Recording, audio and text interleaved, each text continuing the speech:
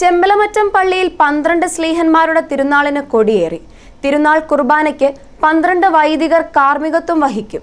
രാവിലെ 6 മണിയുടെ വിശുദ്ധ കുർബാനയെ തുടർന്ന് വികാരി ഫാദർ സെബാസ്റ്റ്യൻ കൊല്ലംപറമ്പിൽ കൊടിയേറ്റ് കർമ്മം നിർവഹിച്ചു.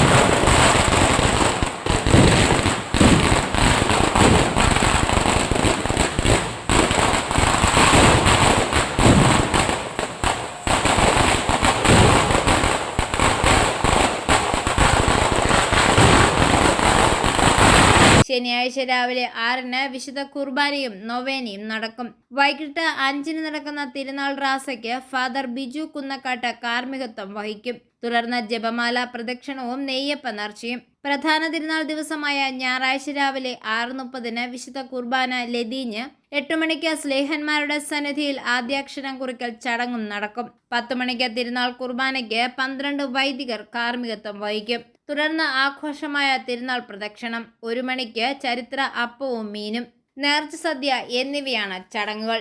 i4A news, Pala.